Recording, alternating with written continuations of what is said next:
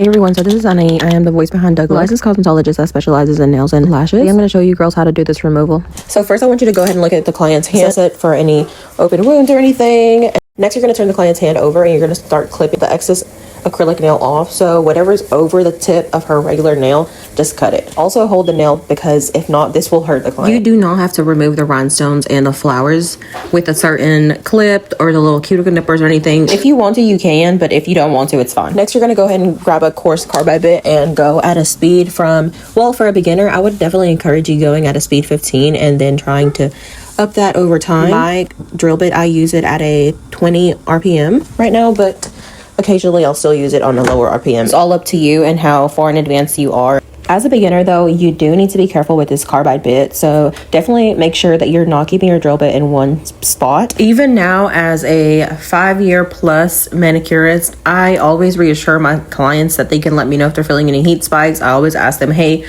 are you feeling any heat spikes? Is it causing you any pain or anything? In order for me to avoid causing any heat spikes though, after I drill the nail for a little bit, I definitely move on to the next nail just so that the nail can rest, and I do this over and over again. You can see how I do this with her. And you see where I left off some of the acrylic on that nail. I usually always just go over the tip with the carbide bit and I hold onto the fingernail because if not, it could jump and it could scare you and the client. Reassuring you girls this, I should have worn some gloves here and recently because I had someone jump because of the carbide bit jumping and it scared her. Of course, it scared me. It didn't scare me because I thought that something happened. I got scared because I thought I hurt her, and the carbide bit almost went through my pinky nail, and I'm looking at it now and it still has that little dent because I used a carbide bit on the girl's removal. It jumped at me and I didn't have any acrylic nails on or any gloves on, so that was really my fault because I feel like as a nail tech you're supposed to keep your nails done because of things like that.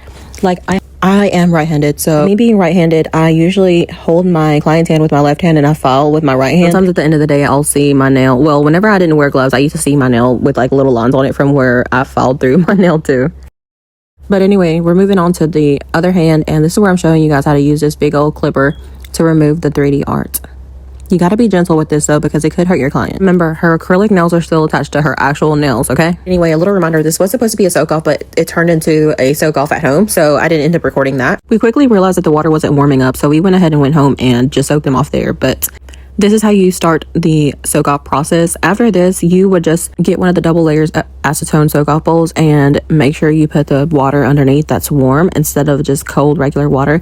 Make sure the water underneath is hot and put the acetone on top of the second part and soak for the next 10 minutes. After you soak for the next 10 minutes, just go ahead and go with your cuticle pusher and remove all that excess acrylic and just keep repeating that process until you're done. And again, thank you girls for watching. Don't forget to like, subscribe, and leave me a comment if you like this video. Make sure you comment any suggestions that you may have or any advice, videos, or anything, and I'll be sure to keep you posted. Bye everyone.